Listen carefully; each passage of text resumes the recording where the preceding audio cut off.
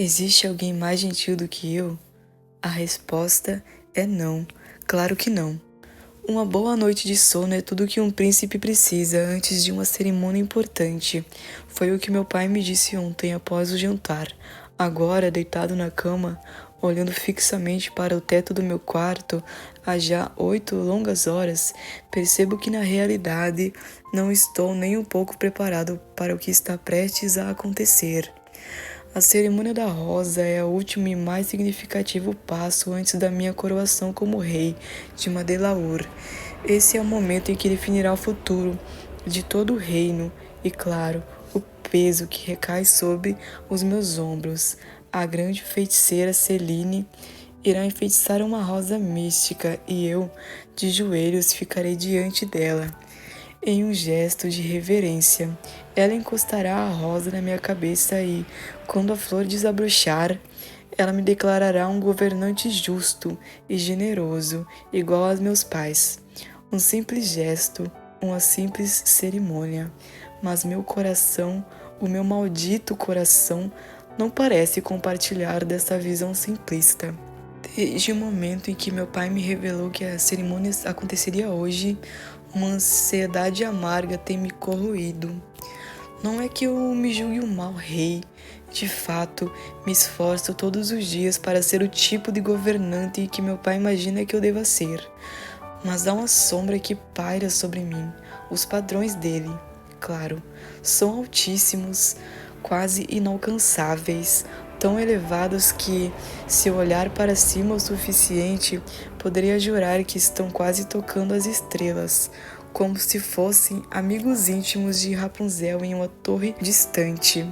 Desde que minha mãe quebrou a maldição da feiticeira, meu pai jurou ser o homem mais correto e generoso do mundo. Ele fez uma promessa solene de que no reino dele ninguém seria tratado como a feiticeira foi tratada antes da sua maldição. Essa promessa, é claro, aplica-se a mim também. E é exatamente por isso que estou aqui, na escuridão do meu banheiro, tentando acalmar o turbilhão que se formou dentro de mim. O que é para ser um simples ritual, uma simples transição de poder, se transforma em uma tortura de nervos e expectativas. A pressão é sufocante, o medo de falhar, de não estar à altura do que se espera de mim, é quase esmagadora. Eu sei que sou digno, o que mais poderia ser? Sou o príncipe, o filho da bela história que todos adoram contar, e desde que sou capaz de lembrar, sempre fui gentil com todos. Não há ninguém mais generoso neste reino do que eu. Eu ajudo velhinhas a atravessar a rua, dou comida aos mendigos, ensino as crianças a ler, faço tricô para idosos, cuido dos animais de rua, eu cuido, eu dou. E todo mundo no reino vê isso, sabe disso. Em todos esses anos, minha imagem foi construída em torno dessa gentileza. A ironia está no fato de que, apesar de todas essas ações, ainda tenho o maldito pressentimento de que nada disso será suficiente. Nada disso será suficiente para agradar a ela. A feiticeira Celine sempre me deu arrepios. Ela é uma figura complexa, quase intangível. Sua presença no reino é o que mantém todos, incluindo meu pai, com as mãos tremendo, os corações tensos. Ela, que pode mudar os destinos, que tem o poder de moldar e despedaçar vidas com a palavra, com o feitiço, uma simples olhada dela, com os seus olhos escuros e misteriosos, é suficiente para que qualquer um, por mais alto que seja, se curve em respeito e medo. E aqui estou eu, que em breve estarei diante dela, tentando provar que sou digno de herdar o reino e sua confiança. Mas além da cerimônia da rosa, o que mais tira minha paz não são as expectativas dos meus pais ou a presença enigmática de Celine, e sim um jovem baixinho e com uma habilidade gigante de me tirar do sério. Usher, o que mais posso dizer sobre ele? Um rapaz ranzinza, de sarcasmo afiado e uma língua ainda mais afiada. Não gosto dele. E, francamente, ele também não gosta de mim. Desde o momento em que nos conhecemos, algo na postura dele me incomodou. Ele que nem sequer se curva na presença dos nobres, que não se importa com os protocolos e as formas, sempre foi um espinho cravado na minha tentativa de ser perfeito aos olhos do reino. O que mais me irrita é que, apesar de tudo, ele não se importa com nada disso. Ele foi direto ao ponto desde o início, me dizendo: tira esse sorriso forçado do rosto, pelo amor de Deus. Essas palavras, ditas com tamanha franqueza, foram como um golpe direto no meu ego. Ele não se importa com a minha bondade ou minha gentileza. Ele vê a mim e a todos ao meu redor como fantoches, figuras vazias que se vestem com sorrisos e máscaras de educação. Ele não está ali para agradar, e isso é o que mais me irrita. O que ele não entende é que não posso simplesmente agir de acordo com os meus próprios sentimentos. Eu preciso manter uma fachada, fazer o que é certo. Ele não compreende a carga que é carregar o título de príncipe, a carga de sempre precisar ser mais do que aquilo que você é. Ainda assim, lá está ele, sempre à espreita, com seus olhos penetrantes, como se soubesse exatamente como me afetar, como arranhar minha superfície. Ele sabe, e isso só aumenta minha frustração. Às vezes, me pergunto por que a feiticeira insiste em manter Usher aqui, como se o único propósito dele fosse testar minha paciência. Nunca vi esse garoto fazer um mísero feitiço que fosse, e mesmo que não tenha permissão para assistir suas aulas de magia com Celine, acho que, se eu tivesse o dom de fazer magia, pelo menos tentaria algo, mesmo que fosse uma bobagem. Mas talvez seja melhor assim. Se Usher realmente tivesse o poder da magia em suas mãos, tenho certeza de que a primeira coisa que faria seria me transformar em um sapo. E eu tenho um primo que passou por isso. Não foi nada agradável, mas hoje não é dia para pensar em Usher. Hoje é um dia em que tudo vai mudar. Além disso, quando eu for rei, poderei finalmente expulsá-lo desse castelo, deste reino, de onde claramente ele não pertence. Ele não tem o espírito nobre de uma Delaur, nem o comportamento gentil que todos aqui cultivam. Sua presença é como um espinho, sempre pronto para arrancar minhas boas maneiras e substituí-las por um sarcasmo que não costumo deixar que os outros vejam. Termino de molhar o rosto e deixo a água escorrer, sentindo o frescor de cada gota que limpa um pouco da tensão acumulada.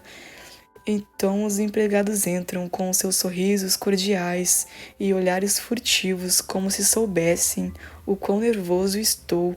O traje real me agrada, o tecido dourado e bordado de forma impecável, refletindo a luz das velas nas paredes, criando pequenas centelhas de brilhos por onde passo. Tecnicamente, eu deveria tomar café da manhã com os meus pais antes da cerimônia, mas tenho medo de que, se comer qualquer coisa, acabarei vomitando nos pés da feiticeira e transformando o grande evento numa tragédia. Sigo o caminho até o salão, o eco dos meus passos ressoando pelas paredes. Conheço bem esse castelo, conheço cada corredor, cada sala, cada rastro de história impregnado nessa propriedade. Eu poderia facilmente desaparecer daqui, fugir desse destino, mas algo me impede. Talvez seja o nervosismo, talvez seja o peso do que está por vir, mas as ideias de fuga se esvaem quando os passos atrás de mim se aproximam. Não é só o som que os denuncia, mas o toque suave e acolhedor de um abraço que me envolve. Minha mãe, sempre tão elegante, com seus cabelos dourados presos em um coque impecável, me segura com força, como se tentasse transferir um pouco da sua calma para mim. Está ansioso, querido. Sua voz é suave, mas com um toque de preocupação. Seus dedos acariciam meu cabelo, ajeitando uma mecha rebelde que insiste em cair sobre minha testa. Tento sorrir para esconder o turbilhão de emoções que sinto, mas sei que não consigo enganá-la. Claro que não. Por que estaria? Tento brincar, mas minha voz falha no final da frase, traindo a ansiedade que me consome. Então, Meu pai aparece, a figura imponente de sempre, com seu sorriso largo, gesto afetuoso. Ele me dá um tapinha no ombro, como se tentasse me confortar, mas não tem a mesma calma da minha mãe. Esse é meu garoto. Eu disse a você, Bela, que ele deve estar entediado por passar por uma trivialidade como essa. Ele sorri para minha mãe, beijando delicadamente sua mão. A maneira como eles ainda se olham, com aquele brilho juvenil, depois de 20 anos de casado, é algo quase irritante.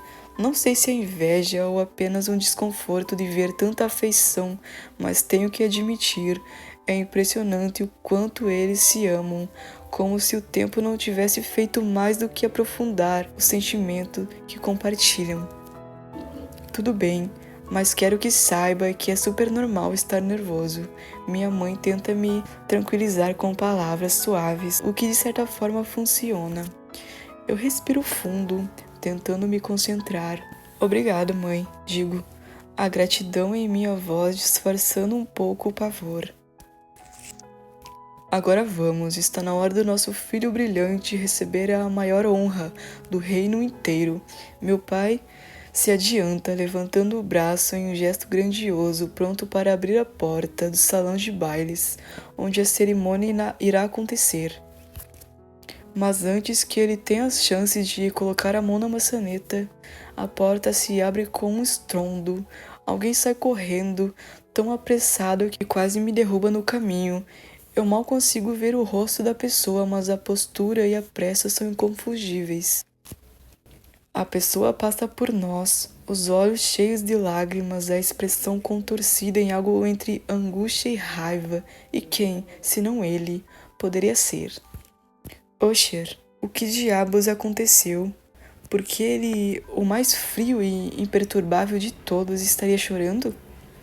O garoto que nunca demonstrou nenhum sinal de fraqueza, que desdenhou de todos, agora correndo pelos corredores, com o rosto tomado pela dor. Isso é de longe o mais desconcentrante que já vi. A imagem de Usher correndo, sem olhar para trás, me faz perguntar o que poderia ter acontecido para arrancar essas lágrimas. Ele sempre foi o último a se importar com qualquer coisa ou com qualquer um, especialmente comigo. O que poderia tê-lo deixado assim?